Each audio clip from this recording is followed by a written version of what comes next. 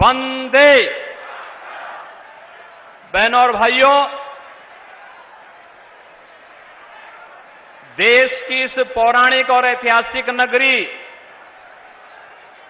अलीगढ़ में देश के यशस्वी प्रधानमंत्री और दुनिया के सबसे लोकप्रिय राजनेता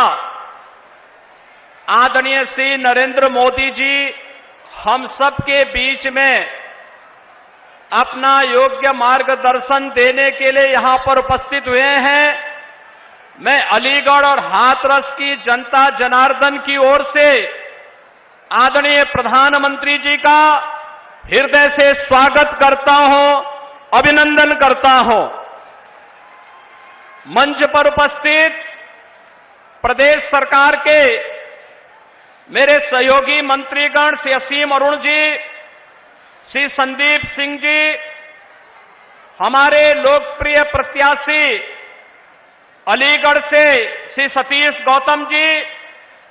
हाथरस लोकसभा सीट से लोकप्रिय प्रत्याशी श्री अनूप वाल्मीकि जी, आज के इस कार्यक्रम में उपस्थित भारतीय जनता पार्टी, राष्ट्रीय लोकदल और सहयोगी दलों के सभी पदाधिकारीगण, सभी माननीय जनप्रतिनिधिगण और भारी संख्या में उपस्थित सभी बहनों और भाइयों, आप सबकी ओर से इस महत्वपूर्ण नगरी में मैं आज आदरणीय प्रधानमंत्री जी का हृदय से स्वागत करता हूं, अभिनंदन करता हूं। बहनों और भाइयों, लोकसभा चुनाव के पहले चरण का चुनाव संपन्न हुआ। 102 लोकसभा सीटों पर पूरे देश के अंदर जिस प्रकार का एक उत्साह और उमंग जनता जनार्दन के मन में प्रधानमंत्री मोदी जी के 10 वर्ष के कार्यों को ध्यान में रख करके जनता जनार्दन का जो आशीर्वाद प्राप्त हो रहा है, हम कह सकते हैं उत्तर प्रदेश के प्रथम चरण की 8 लोकसभा सीटों पर विपक्षी दलों की कोई खाता नहीं खुलने जा रहा है और दूसरे तीसरे चरण के लिए भी उसी बात का आह्वान करने के लिए आज एक बार फिर से आदरणीय प्रधानमंत्री जी का मार्गदर्शन अलीगढ़ और हाथरस की जनता जनार्दन को प्राप्त होने जा रहा है। बहनों और भाइयों,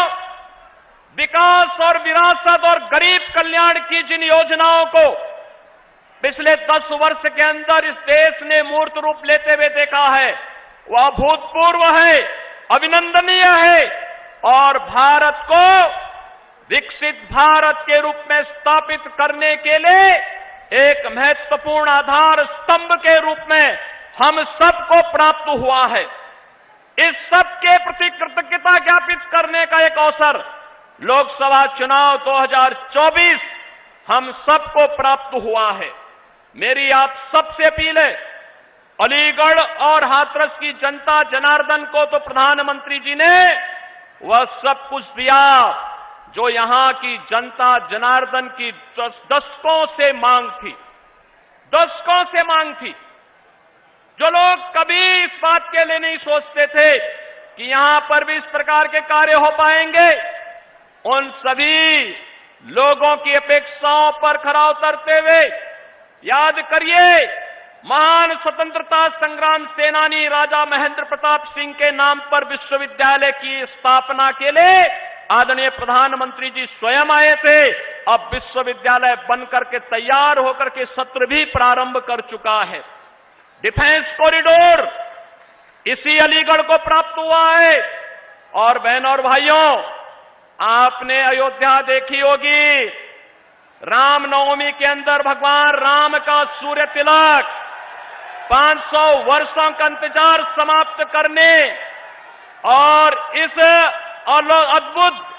अलौकिक अवसर का आप सबको आनंद और गौरव प्रदान करने वाले आदरणीय प्रधानमंत्री जी हम सबके सामने है, पास में और वर्तमान में खड़े हैं। और मैं इस अवसर पर आप सबसे अपील करूंगा, बहनों और भाइयों, जिन सपा बसपा कांग्रेस के लोगों ने आपको विकास से वंचित रखा, आपकी आस्था के साथ खिलवाड़ किया, आपकी सुरक्षा को सेंध लगाने का प्रयास किया, अब अवसर आ गया है चुनाव के माध्यम से उनकी किस्मत पर अलीगढ़ का ताला लगा करके तीसरी बार प्रधानमंत्री मोदी जी को देश की सत्ता सौंपे।